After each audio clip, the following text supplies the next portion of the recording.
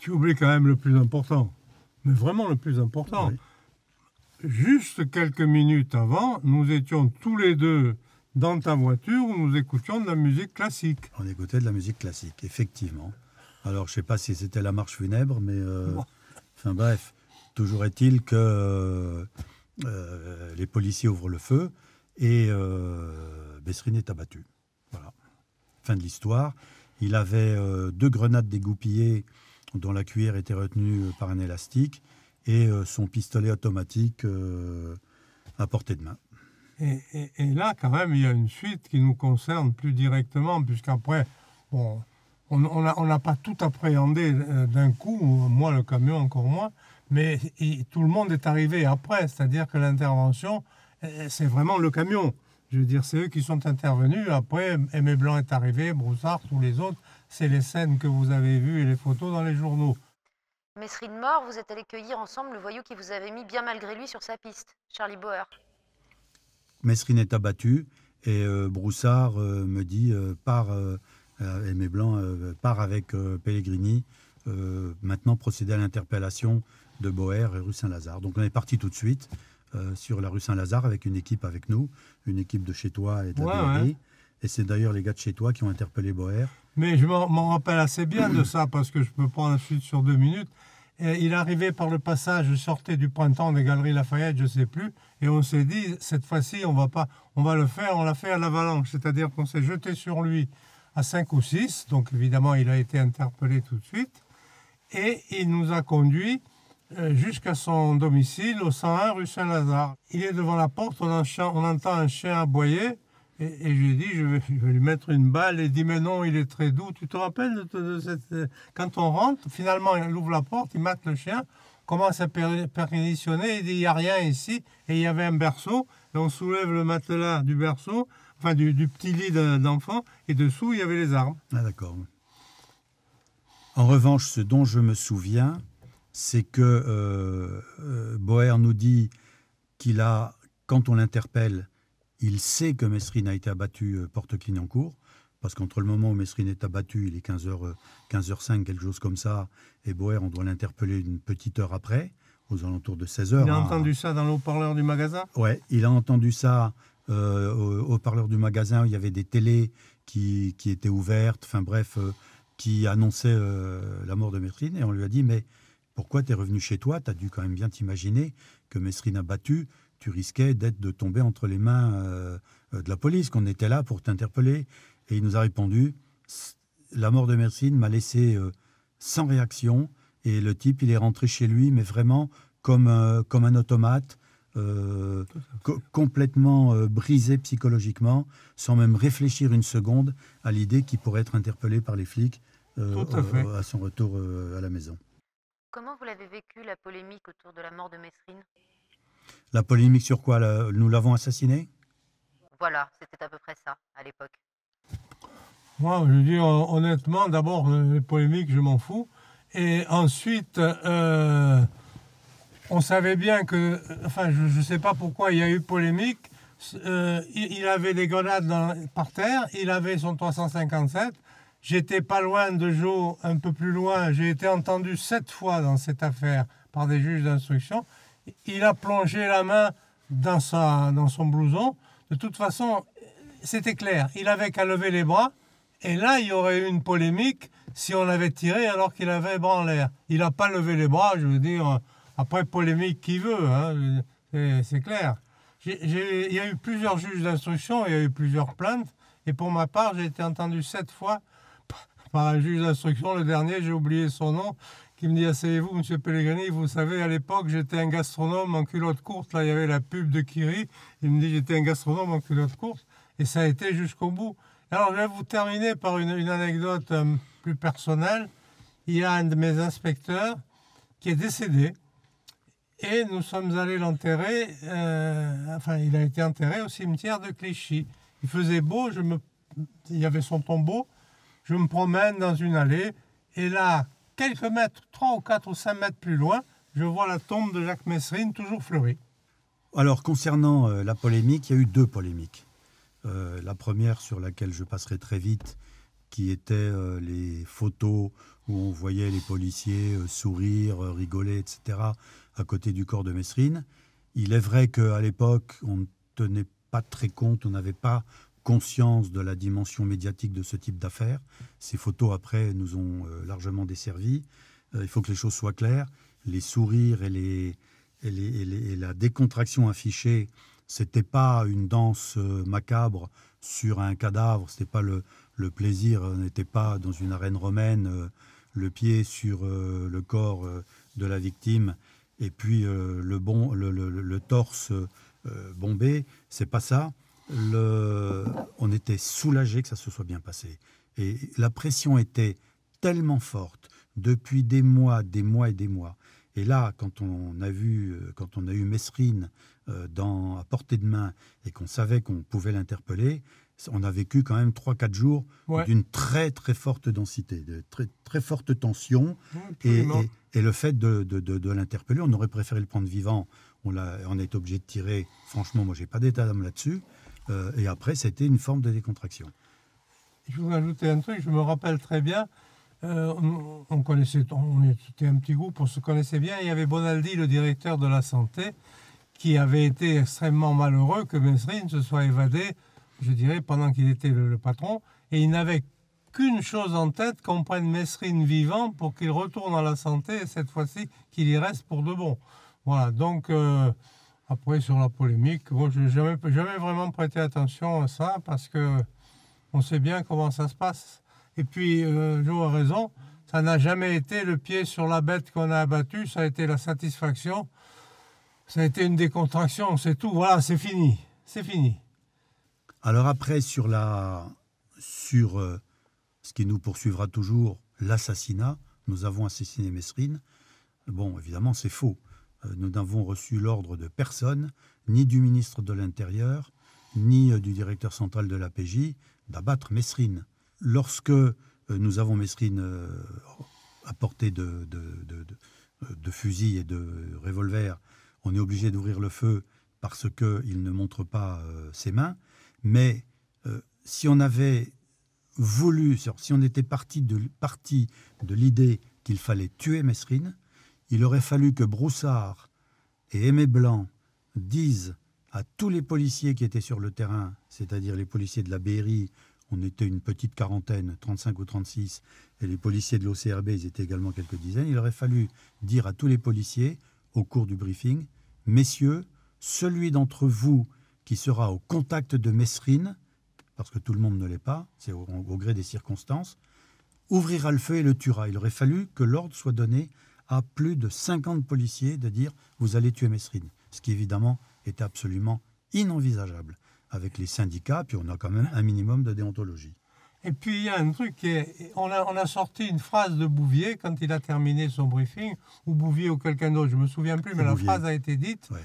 Et quelqu'un l'a rapporté d'ailleurs, elle a dit « Ne prenez aucun risque ». Il ne voulait pas dire « Ne prenez aucun risque », ce qu'on dit chaque fois avant un départ en opération, préservez-vous d'abord, prenez soin de vous, ça ne veut pas dire flinguer l'autre.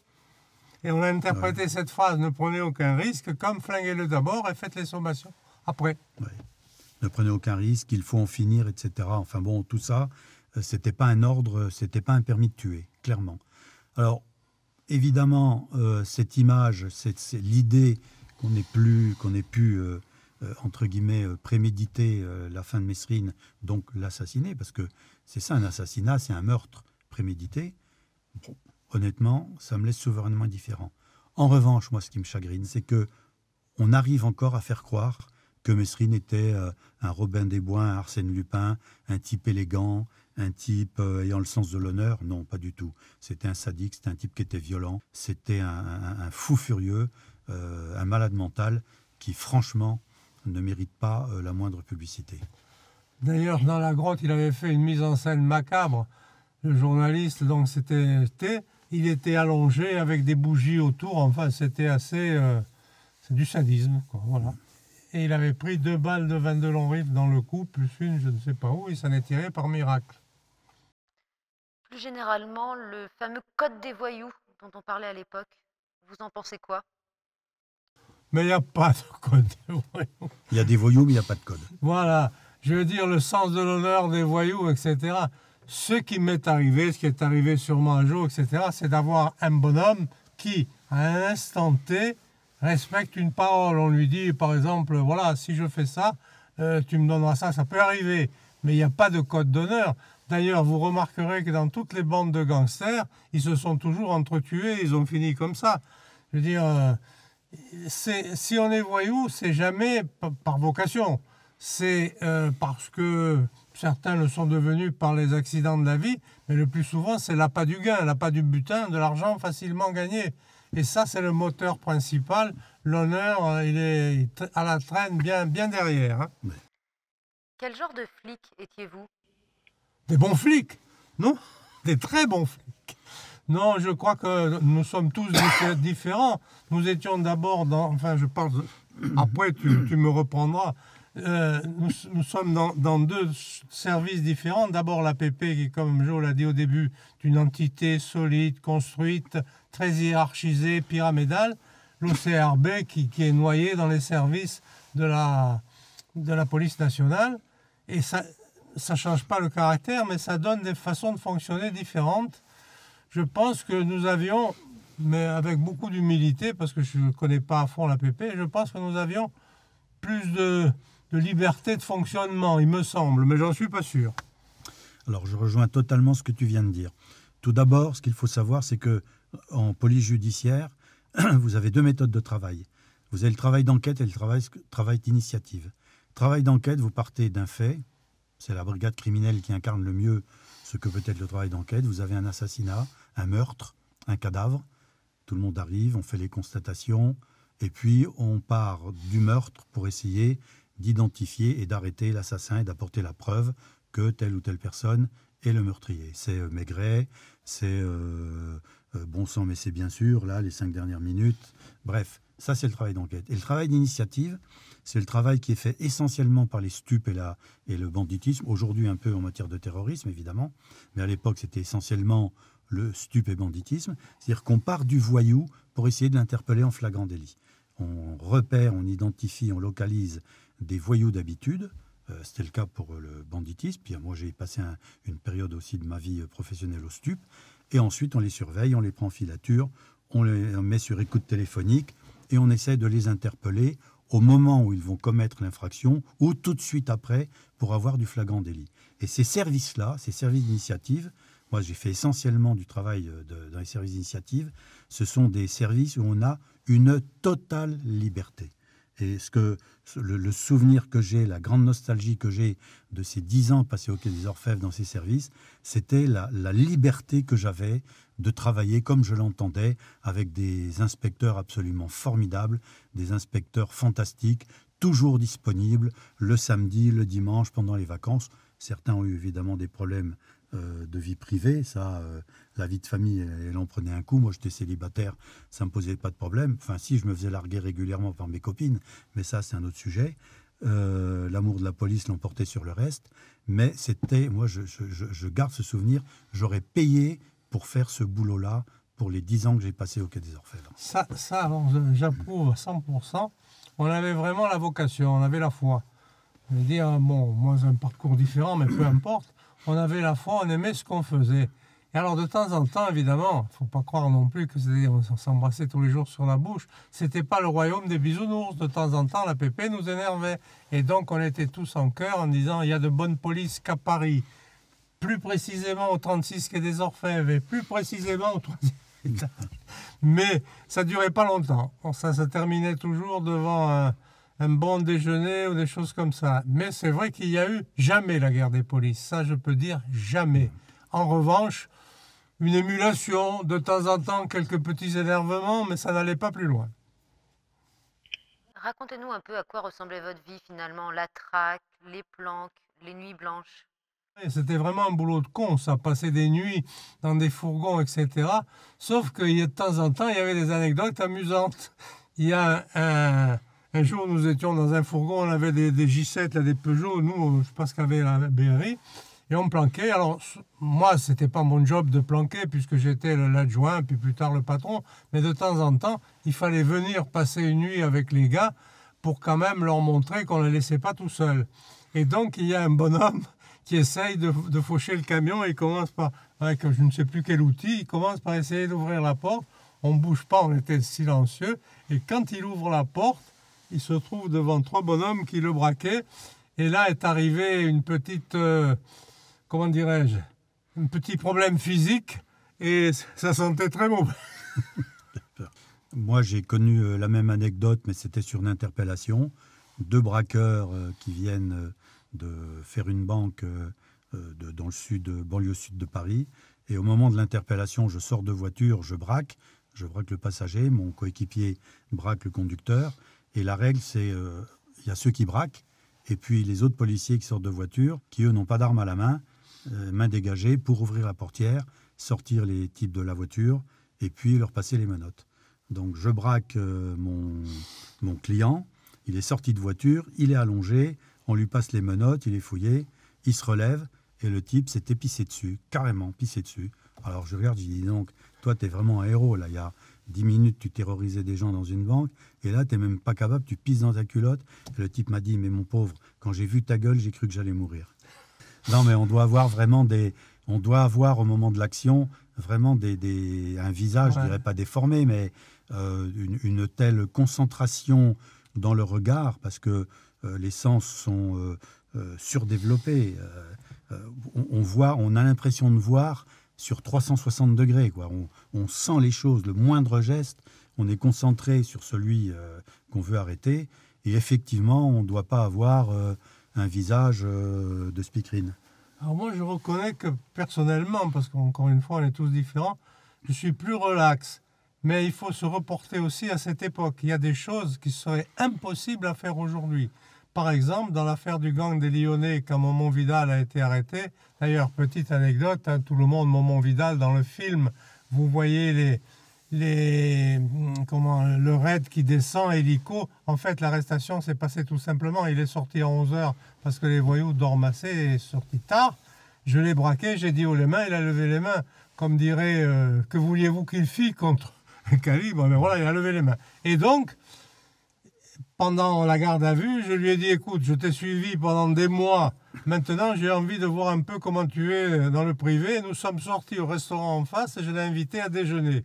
Aujourd'hui, ça n'existe pas. Nous avons déjeuné. Évidemment, il y avait quelqu'un dehors, enfin, ou 2 ou 3, je ne sais plus. Moment dit, mais vous n'avez pas peur que je m'enfuie? J'ai dit non, pas du tout. Je pense que tu es assez intelligent pour comprendre que tu ne vas pas t'enfuir. Donc, c'était toute une époque. Aujourd'hui, c'est fini tout ça. Je veux dire, on respecte et on avertit et on fait des mails. Alors vous étiez des super flics, mais souvent sans les super moyens. C'est pas nous qui nous sommes inventés les surnoms de super flics. Moi, c'est toujours les journalistes. Moi, je me rappelle, et d'ailleurs, franchement, il y a longtemps qu'on a réglé nos problèmes d'ego. Je me rappelle un jour, Paul Vermus, dans une émission, je ne me rappelle plus, il me dit « Charles, vous êtes un flic de légende. » Je ne suis pas plus un flic de légende que René Georges, une star internationale de cinéma. Je veux dire, simplement, c'est repris. Vous aimez, les journalistes aiment reprendre des expressions, et après, super flic, flanc de flic de légende, tout ça, c'est bidon.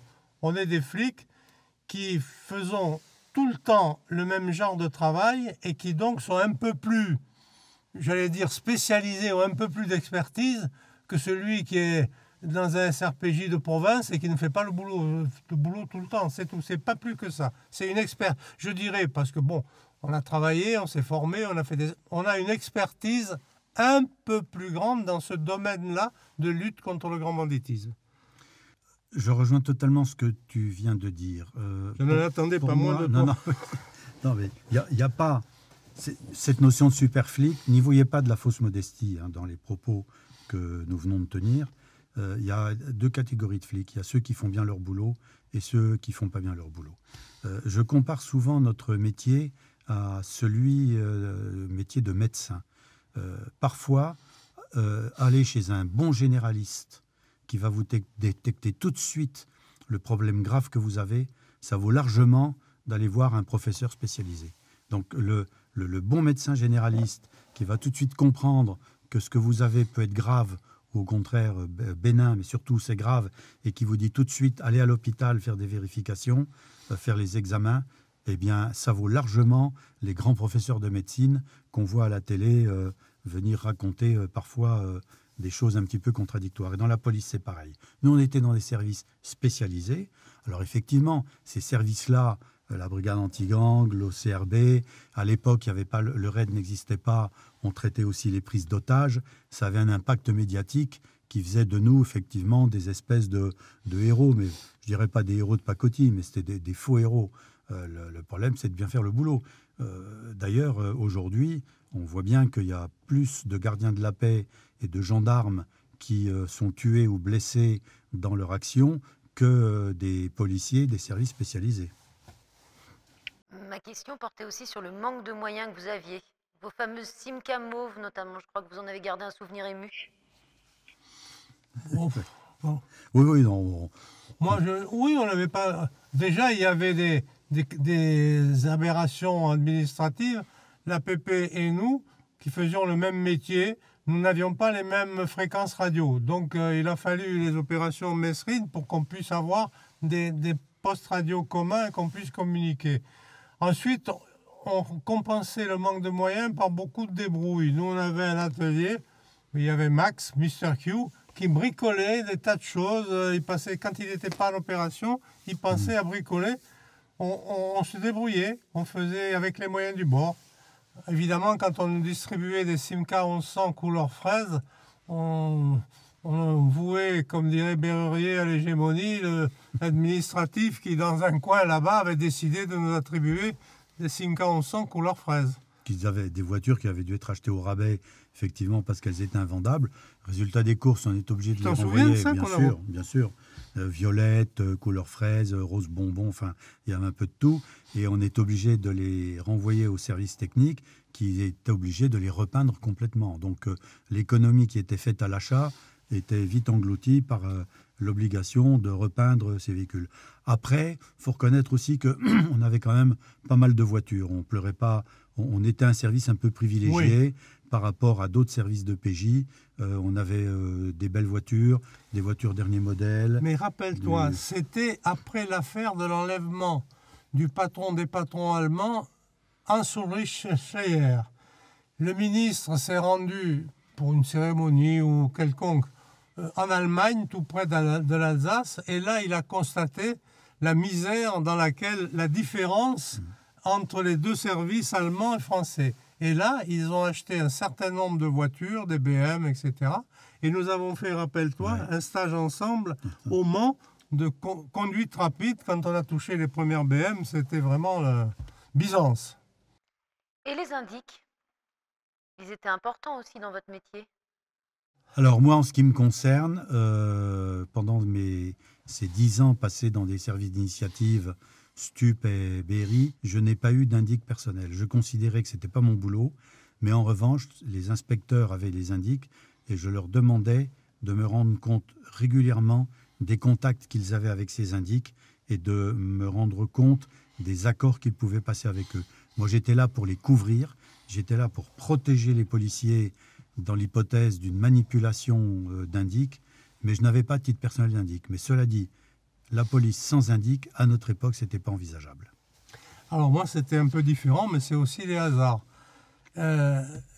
J'ai eu un tonton personnel pendant 3 ou 4 ans. Donc, je résume brièvement. Le précédent patron, quand j'ai pris la suite, c'était Pierre Coé, qui était lui aussi un seigneur avec de la PJ. Et il m'a dit, écoute, je vais te passer mon tonton. Et il m'a dit, ça match ou ça match pas. Et on a fait un dîner dans un grand restaurant. Et je ne dirai rien qui puisse l'identifier. Et donc, c'est devenu... Il y a une sympathie qui s'est faite avec ce que je pense. Un voyou, je ne l'ai jamais considéré comme un ami intime. Une espèce de... ça s'est passé, un courant qui est passé. Il a dit, je ferai votre carrière. Et il l'a fait en partie, puisque c'était la grande guerre entre les Zemmour, la fratrie Zemmour et les Siciliens. Je crois que les autres, il n'y avait pas beaucoup de Siciliens.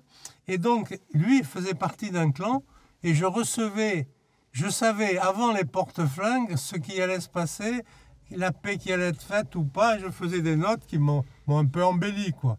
Et puis un jour, il a commis l'erreur fatale il m'a donné, il était receleur entre autres, il m'a donné une bande de braqueurs, mais il a gardé les bijoux. Et j'ai dit, attention, ça va mal se terminer. Il me dit, non, non, je les ai tous identifiés et tout. Sauf qu'il y en avait eu un qui était resté à l'écart. Et un matin, on l'a trouvé dans l'avenue des Ternes avec une balle dans la tête. Parce qu'il avait gardé les bijoux. Mais oui. Mais c'est-à-dire qu'il a voulu le faire d'une pierre deux coups, quoi. Ah ouais. Voilà. Et puis après, bon, maintenant, c'est plus pareil, c'est l'administration. Hein. Il y a un service qui s'occupe de ça, qui leur donne des primes de 100 euros, de 150 euros. Ça y va. Ou alors, dans les grands services, quand on parle de terrorisme ou d'espionnage, c'est autre chose. Mais pour la PJ, de ce que je crois savoir, parce que je ne sais pas tout, les sommes proposées sont assez modestes. On entend que dans votre vie de flic, vous étiez confronté à la violence. La mort était une éventualité pour vous? Vous aviez accepté en quelque sorte l'idée de mourir? Bon, là, c'est une question métaphysique. Là. Oui, ça fait partie des risques. Bon, après, ce n'était pas obsessionnel. Quand vous acceptez d'être flic, et a fortiori, quand vous acceptez d'intégrer des services comme l'OCRB et comme la BRI, qui à l'époque, je le rappelle, c'était des services qui traitaient les prises d'otages, le RAID n'existait pas, donc on était un peu les forces spéciales, les troupes de choc de la police nationale. C'est nous qui allions au charbon quand il y avait des opérations difficiles. Bon, on accepte le double risque de tuer ou d'être tué. Mais bon, une fois qu'on l'a accepté et qu'on l'a dit, on n'en parle plus. En opération, on n'y pensait jamais. Ouais. Jamais, jamais, jamais. Ni avant, ni pendant. Et après coup, de temps en temps, on se disait, ben tiens, ça a été un peu chaud, on allait faire la fête, on se bourrait bien la gueule, on sortait du 36 pour aller tirer des coups de feu sur Henri IV, sur la statue d'Henri IV, on appelait ça les opérations Ravaillac. Non, tout ça c'est fini, mais il faut se reporter aussi à l'époque. Une partie de nos effectifs, pas tous, mais une bonne partie, en tout cas à l'OCRB c'était le cas, avait connu l'Algérie, avait connu le feu. Et donc, si vous voulez, ça ne change rien à ce qu'a dit Jo par rapport au risque métaphysique et tout ça, on n'y pensait pas d'ailleurs. Mais ça changeait un peu la façon de fonctionner. Aujourd'hui, et qui peut le reprocher, et tant mieux pour eux, il y a les 9 dixièmes des... Enfin, je ne sais pas combien, peu importe, mais tous les jeunes qui sont venus après n'avaient pas connu le feu. C'est pas pareil. D'avoir entendu siffler les balles, de ne pas les avoir entendues, pas la même chose. Alors, ce qu'il y a de certain, c'est qu'on avait une règle entre nous. Quand on savait qu'une opération pouvait se déclencher, quand on était sur des types qui étaient sur le point de braquer, qui avaient braqué, etc., la règle était la suivante, ou quand il fallait intervenir dans un appartement, c'était ça le plus difficile. L'intervention dans un appartement, on avait des gilets pare-balles, c'était de vagues plaques d'acier, donc il fallait défoncer les portes, rentrer comme des malades et braquer les voyous. On se rendait compte d'ailleurs que les voyous avaient plus peur que nous, mais bon, il fallait quand même y aller. Les ouvertures de portes et les pénétrations en appartement, c'était moi ce que j'aimais le moins, mais il fallait y aller quand même, il fallait y aller. Bon, eh bien, ce risque-là, il était admis, il était accepté, ça faisait partie des risques du métier, et puis finalement, ben, on s'y adaptait et on vivait avec. Je reviens une seconde sur les indices. Attention, un indique, ça se manipule avec une très très longue cuillère. Je me souviens d'un jour, il y en a un qui est arrivé, j'étais fou des armes, qui m'a offert un super 44 Magnum, le même que celui de Clint Eastwood. J'ai dit, écoute, je ne peux pas le prendre, mais je vais le garder quelques jours pour l'admirer. Et je dis, il est clair au moins. Ah, il me dit, patron, m'appelez patron, vous pouvez... Bon, évidemment, quand il a tourné le talon, j'ai fait identifier, il avait été pris dans un casse d'une armurerie à Toulon. Donc, lui, il a été content du voyage et il m'a dit qu'on l'avait lui-même arnaqué. Voilà, mais il faut toujours avoir une méfiance de tous les instants quand on manipule un indique. Vous êtes nostalgique de la police que vous avez connue? Quel regard vous portez sur la police d'aujourd'hui? Une chose dont je suis persuadé, c'est que ce n'est pas la faute de la police. Il n'y a pas de mauvais ouvriers, il y a souvent des mauvais patrons. Je ne parle pas de ceux de même, je parle en général. Voilà. Alors en ce qui me concerne, je ne suis pas nostalgique de la police que nous avons connue. Je suis d'abord et surtout nostalgique de ma jeunesse. Ça, j'aimerais bien revenir 40 ans en arrière, à l'époque où j'avais quelques kilos de moins, où j'étais en pleine forme. 40 ans, c'est déjà pas mal. Et je suis nostalgique de cette jeunesse, de cette période, je dirais pas insouciante, mais bon, c'est comme ça, on avait encore la vie devant nous.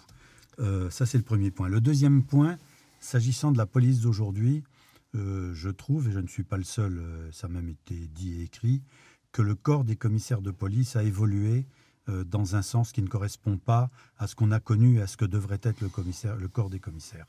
On en a fait, je me souviens, il y a une vingtaine d'années, un peu plus de 20 ans, le syndicat des commissaires parlait de faire du corps des commissaires une espèce de corps d'élite, un peu rivalisant avec les énarques, en disant les commissaires sont des administrateurs de police. Le terme a été utilisé, administrateur de police. Or, la police, elle ne s'administre pas, elle se commande. Un commissaire de police doit être un chef. Il y a des gens pour administrer. S'il s'agit de gérer, s'il s'agit de parler un français pur et dur, et puis d'avoir une culture générale, c'est très très bien, c'est important. Mais un commissaire de police, il doit être d'abord sur le terrain, il doit être d'abord avec ses hommes. Et je pense que sur ce plan-là, on s'est un peu trompé. On a réduit le nombre de commissaires de police. Le corps des officiers a été valorisé, et c'est plutôt pas mal. Mais je trouve que la culture, cette culture de commissaire administrateur de police est en contradiction totale avec ce qui, à mes yeux, ce que doit être un commissaire de police, c'est un chef de guerre. Il doit être sur le terrain, comme dans l'armée, le lieutenant, le capitaine, le commandant, le colonel. Il doit aller suer le burnous avec ses hommes. Ouais. S'agissant des méthodes d'enquête, aujourd'hui, les contraintes procédurales sont trop lourdes. Les policiers, notamment de PJ, sont englués, enfermés dans de la paperasserie. Moi, je me souviens qu'à mon époque, sur une affaire judiciaire, la garde à vue faisait l'objet de 2 pages.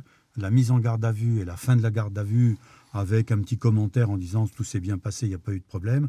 Aujourd'hui, un policier est dédié complètement au dossier de la garde à vue. Les PV de garde à vue, il y en a 15 ou 20 pour une affaire banale. Bref, il y a trop de contraintes de procédure, la moindre erreur pouvant évidemment se retourner contre ceux qui ont fait l'enquête. Et puis, la technologie, alors, il y a peut-être moins de contacts, ça je ne sais pas, peut-être avec les voyous, il y a moins de coups tordus que ce qu'on a pu faire nous. Je veux dire, quand je dis des coups tordus, on manipulait les informateurs, on mettait des balises sous les voitures. Alors est-ce que ça se fait toujours? Probablement, j'en sais rien, je l'espère. Mais je discutais l'autre jour avec un jeune inspecteur qui est en PJ et qui me le disait, le téléphone portable et l'ordinateur fait déjà 60% du boulot dans une enquête judiciaire. Bon, donc c'est pas plus mal après tout, si la technologie est là pour aider les flics. Mais il ne faudrait pas non plus qu'elle remplace l'imagination, l'esprit d'initiative et la prise de risque. Pour une fois, je suis d'accord avec toi. Sur un point précis, la culture administrative, je dirais, mais pour moi, un commissaire de police, c'est un chef et pas un manager. Je reconnais que manager, c'est un mot à la mode, tout le monde veut manager, hein. Mais pour moi, le patron, c'est un patron qui commande, c'est un patron qui forme, c'est un patron qui insuffle des valeurs, et c'est un patron qui montre le chemin. Je reconnais que c'est assez archaïque comme vision des choses. Mais éternel et indémodable. Avant de vous quitter, je voulais vous demander quel regard Charles Pellegrini vous portez sur René-Georges Kéry? Alors, je vais vous dire, si on devait se comparer, je dirais que lui, c'est San Antonio et moi, c'est Berrurier. Non pas question de physique, mais question de classe. Vous avez remarqué d'ailleurs, Kéry, il est en costume cravate. Vous avez vu comment il s'exprime. Il s'exprime bien, pèse ses mots, clairement. Moi, j'ai plus un côté populaire. Voilà. Charles me flatte en me comparant à San Antonio, dont je n'ai pas eu tous les succès féminins des héros de Frédéric Dard, et je le regrette un peu. Mais cela dit, si j'avais été effectivement San Antonio, ça m'aurait fait plaisir d'avoir Charles Pellegrini comme collaborateur direct et permanent. Mais plus que des collaborateurs, on a été surtout des complices et des potes. On a bossé en totale confiance. On ne s'est jamais disputé. On n'a jamais eu un accroc sur une affaire. Et ça, quand même, ça vaut de l'or. Merci beaucoup, messieurs, pour ce voyage dans vos souvenirs.